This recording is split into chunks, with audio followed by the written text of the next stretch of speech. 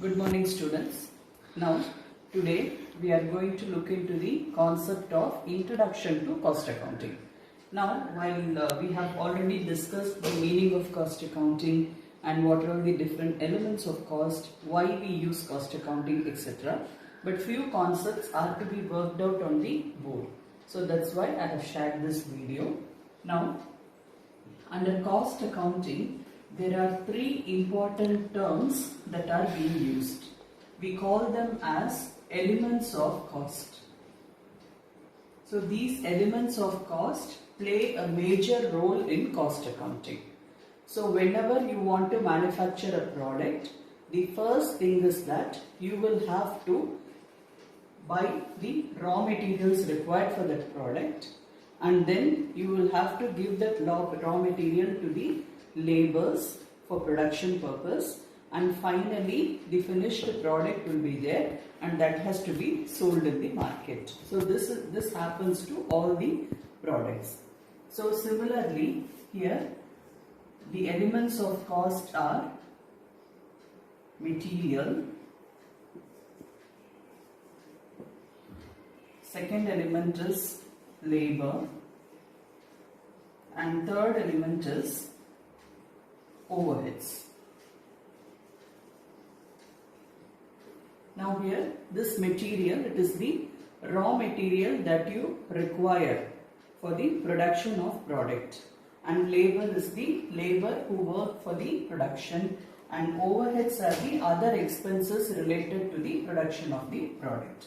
Now when coming to this material, you have two types. They are direct material and indirect material. So here, now if you want to produce 200 units,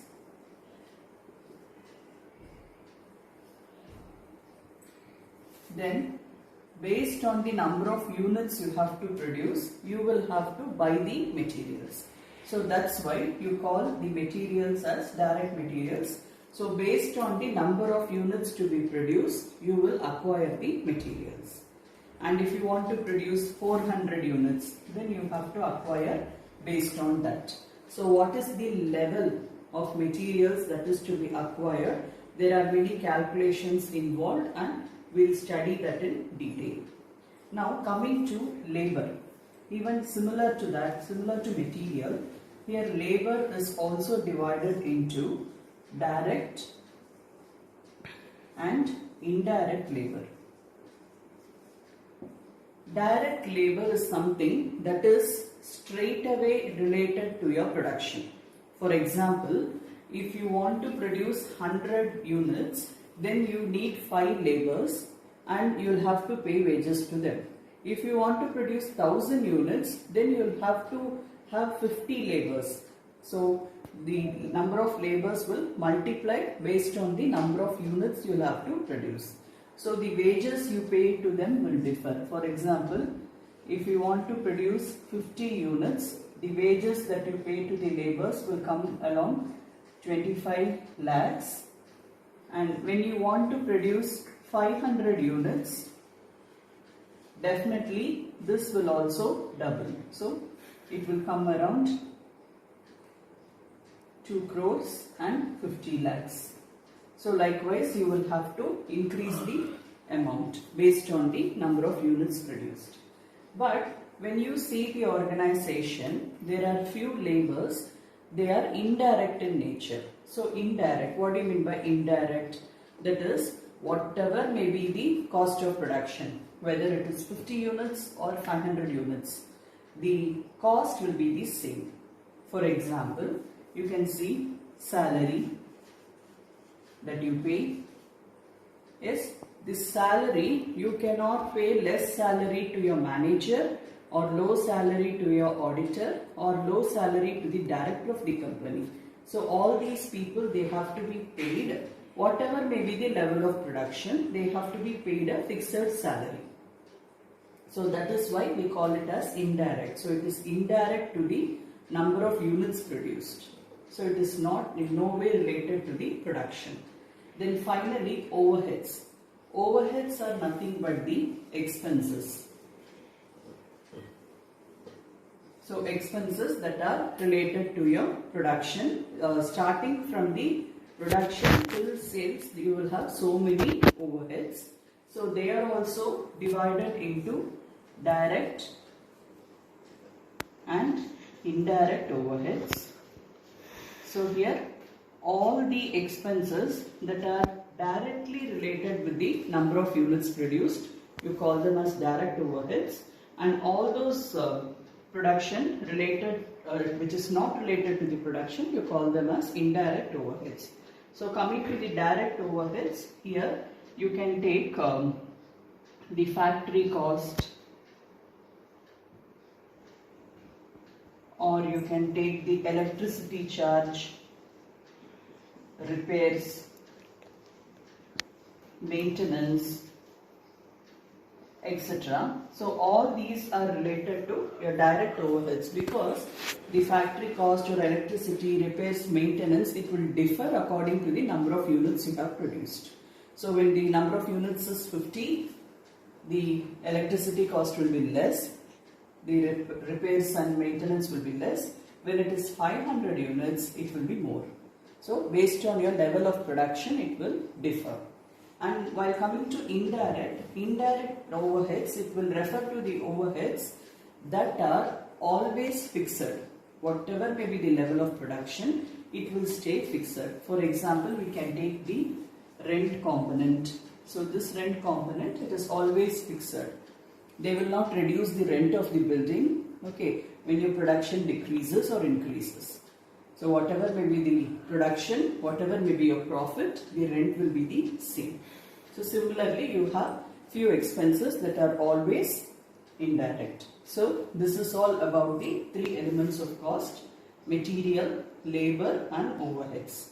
And all these things are divided into direct and indirect components. Now coming to the most important part, which will just make you understand what are all the different elements that are involved in the production of any product. For example, if you want to produce a car, then you will have to buy the raw materials required for that car, labor will be involved, many expenses will be involved, and finally you will fix the selling price for that, and only after that you will sell the product, and you cannot sell the product at the selling price. For example, if this duster, if I am going to manufacture for 9 rupees, then I will have to fix up the cost to be 10 rupees because I need a profit of 1 rupee. So how are we going to ascertain the profit? That we are going to see in the cost sheet.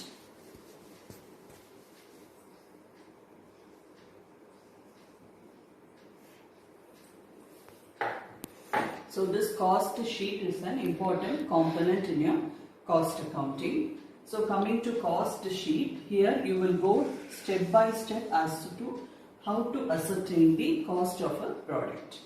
Now first, the first item will be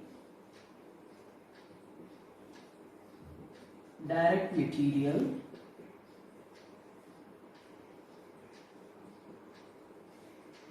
and the direct material, okay, you will have three important components. That is, the first thing is raw material, opening stock plus purchases minus closing stock. So what is the cost of the material? The opening stock of the material plus the purchases made during the year, and minus this closing stock. So this will give you the raw material consumed. So this is the first component that we have calculated, that is the raw material consumed. Now along with this raw material consumed, you will have to add direct labor, that is all those wages that are related to your production, then all direct overheads that are directly linked with your production. So when you add all the three elements, what you get is called as your prime cost. So this is your second calculation. First calculation is your raw material consumed, where you take only the material cost, you get the raw material consumed. With that you have to add direct labor and direct overheads, you will get the prime cost. So first, when the raw material is consumed, first it will enter the factory. So once it enters the factory, you will have so many costs inside the factory. So here, with this prime cost, you will add all factory overheads.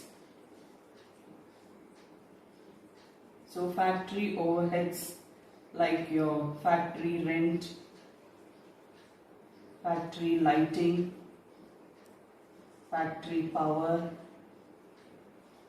etc. So all these are related to your factory. So when you add all these factory overheads,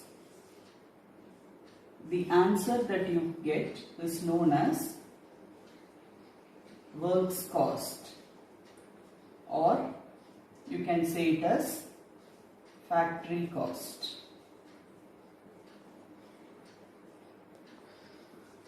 So this is your next calculation, where you add only the factory related expenses. Now with this, when you just buy the raw materials, it enters the factory. There will be few work that will be going on within the factory. So that work, you call it as work in progress.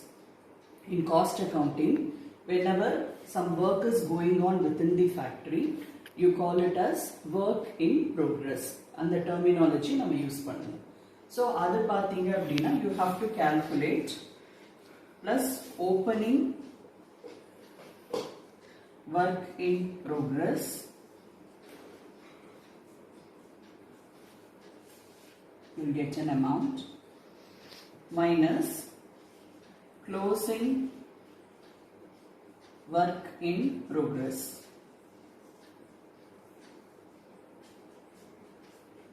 So finally this will give you the cost of production.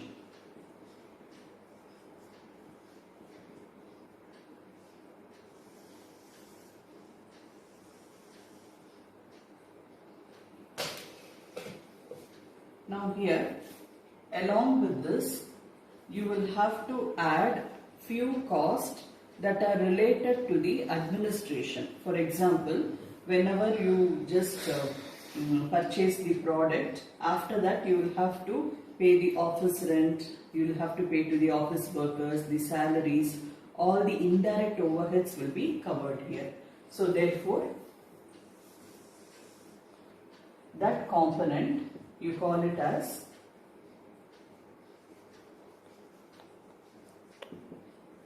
add all the administrative overheads.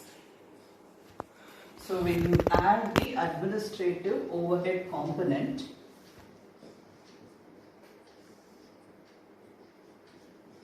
you will get the overall cost of production.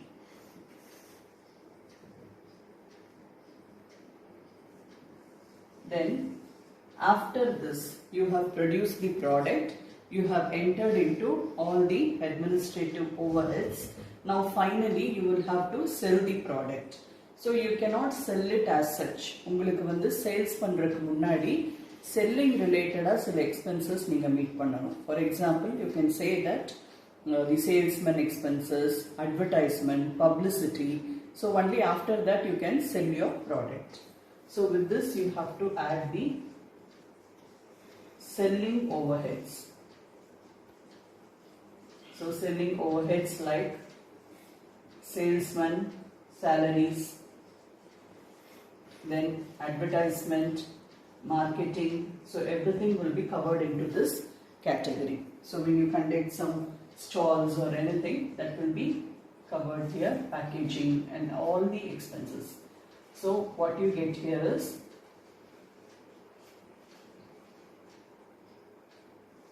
cost of goods sold. So this is another component. With this, now after meeting the selling overheads, finally you will arrive at the finished product. Here you are opening with the opening stock and you enter into the cost of production. With that you have added the administrative expenses, then selling overheads you get here, and this work in progress will be converted into finished product. So here add opening finished goods,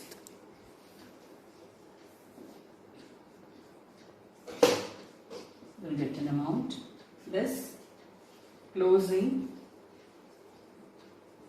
finished goods. Here you will get an amount, and the final figure here is cost of sales. So this is the final cost that is arrived for a product after undergoing all these costs. With this cost of sales, the companies will add an amount of profit and they will fix a